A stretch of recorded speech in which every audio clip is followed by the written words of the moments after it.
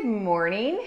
It's just after 5 a.m. here in Calgary, and we're going to do a little bit of work with our shoulders. There's a few things I want to point out around helping the shoulders. The first is we have a really interesting complex structure with the shoulder blade, the collarbone, the head of the humerus, and the rib cage. So there's a lot that is going on here, but even though there's a lot that's going on here, it doesn't mean that it has to be really complex and complicated, particularly when we're just focusing on movement, right? We're not going in there with a scalpel. We're not going in there with all that other stuff. We're helping this tissue move better. And so we've got tissue that is attaching to the middle of the spine, this lower part of the thoracic spine, and then up through the neck. So you begin to see where the relationship is between your shoulder girdle and your neck function, but also between your shoulder girdle and how your rib cage twists and rotates, which can have an impact on your psoas and your quadratus lumborum, as well as there's a really awesome muscle, the lats that attach between the arm bone and then also onto your pelvis and have an impact on your SI joints. There's a huge relationship between your shoulder girdle and your SI joints. So it becomes this whole body thing when we're wanting to improve through our shoulders, right? And how each of these parts impact the other. So when we're doing something with our shoulders, even if it's a short thing like I'm doing with you guys, I'm going to cover each of these areas just to give you sort of an impact. Last week I was running the intensive and there was someone who was just completely dumbfounded when she was talking earlier about how her pelvis always liked to tilt forward. Then we did some shoulder work, just happened to do some shoulder work. That was the module that we were teaching. She got back up to standing and her pelvis was neutral and she felt grounded and solid and light and vital. So was that pelvic work or shoulder work that we just did? So it becomes really interesting the more we get curious about how our movement is and how that impacts our whole system. Okay, so let's give that a go.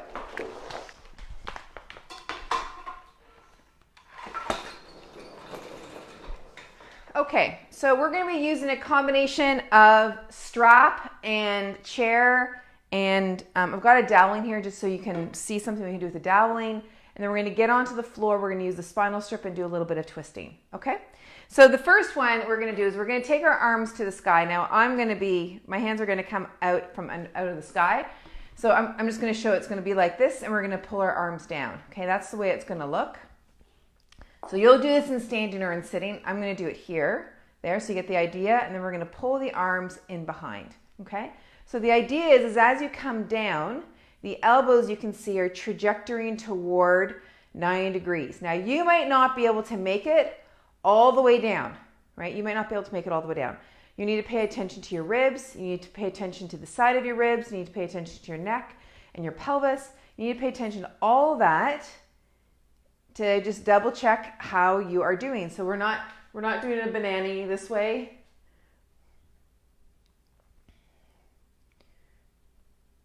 So the arm has come back behind the ears a little bit, and now we're coming down. Now what you want to also be careful about is that your head's not poking forward in order to bring the arms back. So you can also use a piece of doweling in the same way, where you're coming down like this, but again, you're not bringing your head forward to bring your arms back. Really think about the arms coming back. So this may even be the place where you begin.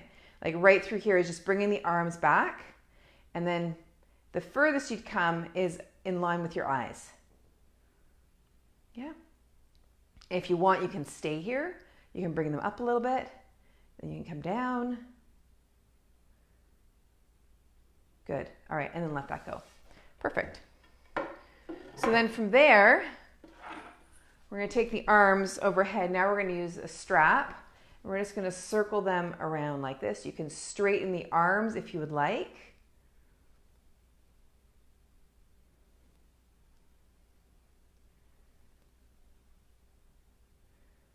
And then the other way.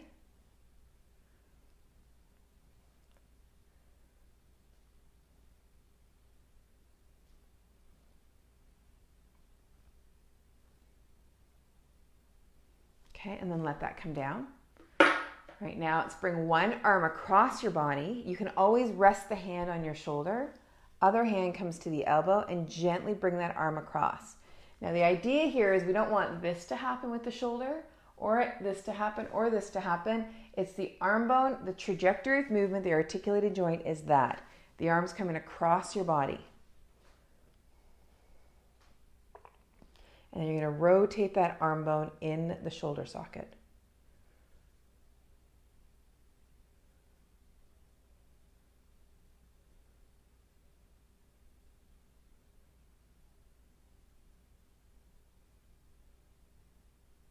Good. Okay, and then bring that down. Okay, now this other arm is going to come up. Now my mic is right here, so I'm not going to speak as I go through.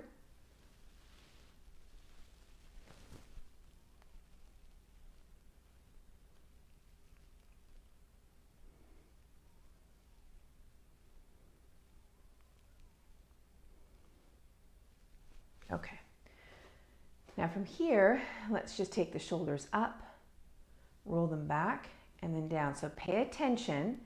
Shoulders are the ones that are rising. It's not the chin coming out.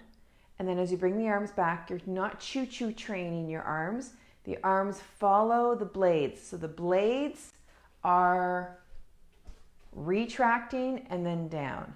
Up, back, and down. So they're just moving on the rib cage. The arms follow the blades. And the breathing is inhaling on the way up, exhaling on the way back and down.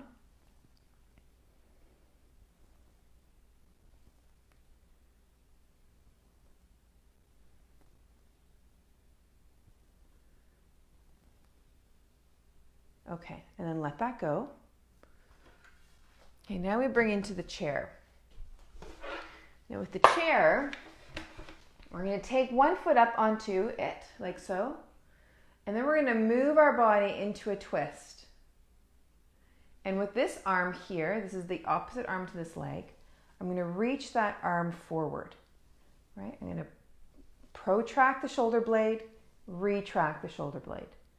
Protract the shoulder blade, retract the shoulder blade. Okay, now with this one, I'm going to retract the shoulder blade, bring it back to start. I'm not fully protracting it, I'm just retracting it and then bringing it back to start. So then what starts to happen is, you can see it in my shirt here. As I retract, there's the serratus anterior here, and that feeds into the obliques. So as I retract, I'm actually enabling more of a twist, right? And then this arm can protract, right? So now I've got a little bit more of a twist happening. But I've generated it initially through my torso, and now it's coming up through my shoulder blades. So again, watch that the shoulders weren't creeping up. So if they were, don't try and reset them when you're in the position, because it's like trying to reset an elastic band that's already like stretched to its max. So you've done the movement. Now you bring the arms into it. Blade comes back, blade comes forward. If you've noticed you compensated, just ease out of it. Because if you reset while you're in it, now you're compensating on top of a compensation. Good? Okay. And then come on back. All right, now let's flip around here and bring this leg up. I'm just changing position so I can keep looking at you at the camera. Okay, so now we're going to take the twist, and then this shoulder blade, the one the same side of the leg that's up, that's going to retract. The other one's going to protract. So now you're seeing and really experiencing the relationship between your blades and your ability to twist. And twisting is not something that we do day to day very, very much. And particularly if you're in front of a computer a lot and you tend to slump or maybe stick your ribs out or perch on the edge of your chair, your twisting is probably a little atrophied. You're not doing a lot of it. And your ability to twist has such an impact on your ability to sit, which has an impact on your ability to use your shoulder girdle and your neck. Okay, good. And then come on back. Perfect. All right, so now we're here. Now, like, just take a moment and notice what that feels like. Yeah? Okay, so now bring the chair into it again. We're going to come into a bit of a forward bend, into a tabletop. Now watch this elbow here. The elbow's going to bend and the shoulder blade's going to move. Yeah? So if I come closer here, what's going to happen is this elbow's bending and the shoulder blade's moving on the rib cage. So the two of them are connected that way.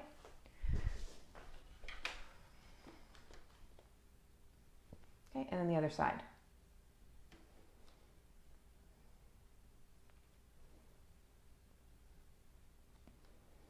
Elbow and blade.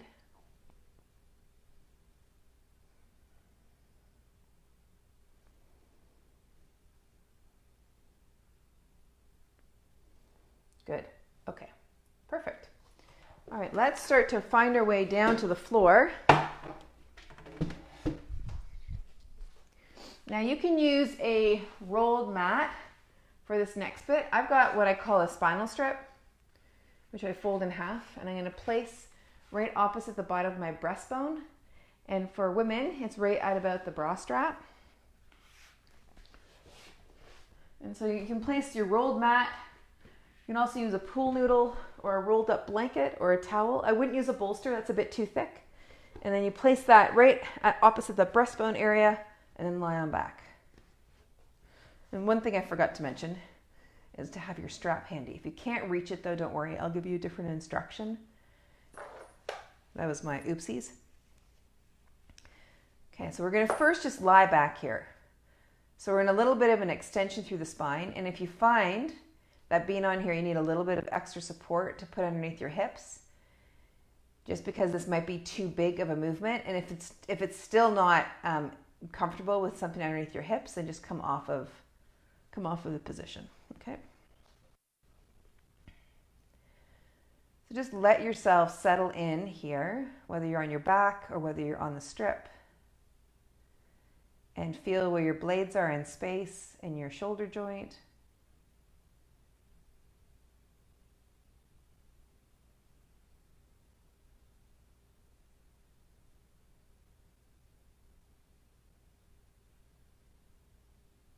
Okay, and then you're going to take your hands up to the sky. Now, if you don't have the strip, have your thumb tips touch.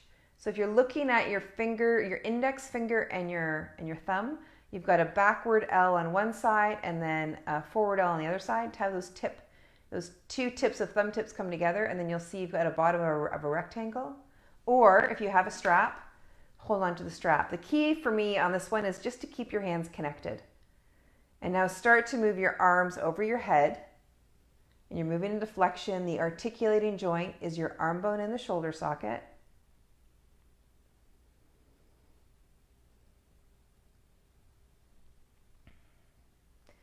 And as you move that arm bone in the shoulder socket, notice what happens with your ribs or your pelvis or your neck. And this is like what's so cool about this awareness is you really begin to see the relationship of these other parts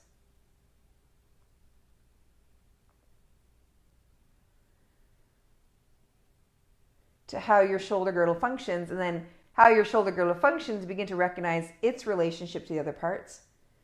And you develop beyond just one data point of my shoulder blades are awful, or they don't like me, or they cranky, or whatever. And you begin to see the relationship of how your whole body moves. So then you start to see the pattern, and the wisdom really is in the pattern, because then you can intervene on a much bigger picture perspective and make much more substantial change.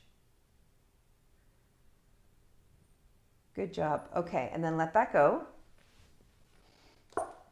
And then take a moment and just rest if you're still on the prop. And then come off and then lie flat on your back. Okay, just like so. Perfect. Now you're here, and just feel yourself having done that movement. And stretch one leg out, other knee comes up to your belly. Bring that arm across and into a twist.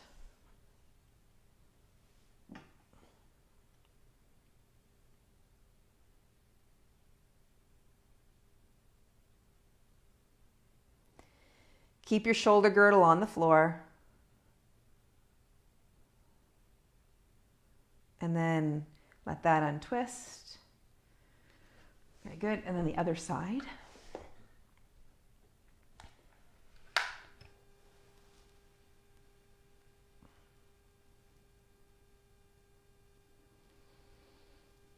Shoulder girdle, easy, easy, wheezy, peasy on the floor.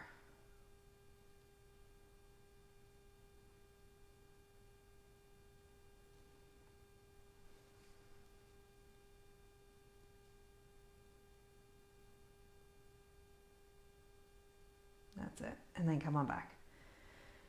Lovely. Okay, and now just rest on back and feel what you feel.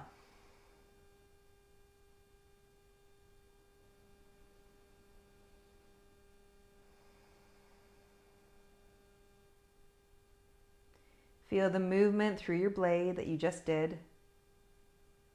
Feel what your neck feels like, and feel your spine and your pelvis.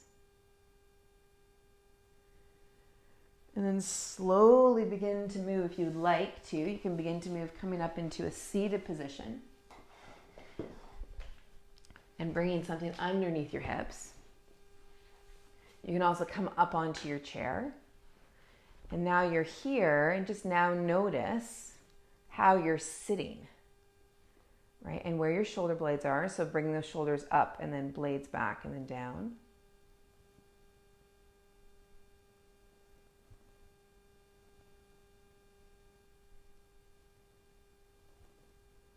And just get a feel of what that's like. Okay, bring one hand over to the side. Let's take a side bend here, thinking about moving around a beach ball. And if you've got the availability, and this is, you have to feel in your own self, like you can either slide your hand up to the ribs, you can leave your hand here. None of it's better, it's just different. So you need to feel if it makes sense for you. This whole idea of feeling, the word feel has this thing associated with it. But what I mean by feeling is noticing the sensations and being aware of the sensations. Because the sensations actually give us information.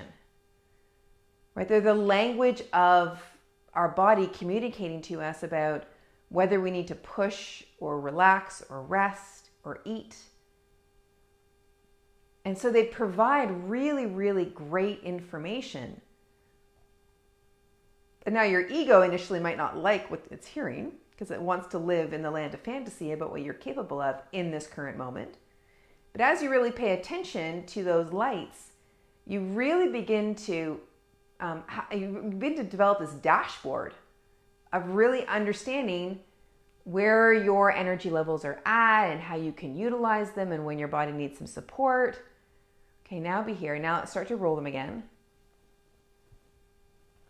And then as you use those indicators really effectively, then that's when you start to torpedo forward in a really positive way, utilizing your creativity to create all sorts of stuff, making a difference in your family and in your work and being able to get back and being active again.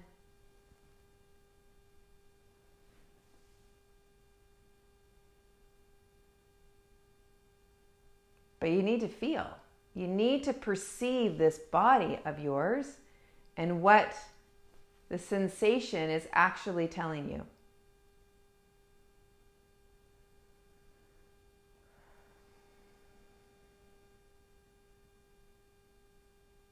So now here, sitting, pelvis on the ground or on the block. This is your platform. Your spine just naturally lifts up. You don't need to lift or lengthen. You're just here. And feel where this shoulder girdle is in space.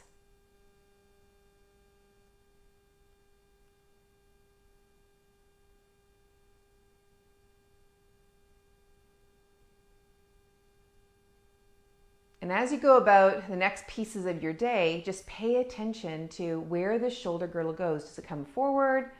Does it go back? Does it go to the side? Does it turn? And how does the rest of your body influence your shoulder girdle? All right? So enjoy that. Take good care. Have a great day, and we will see you tomorrow morning. Have a great time. Bye-bye.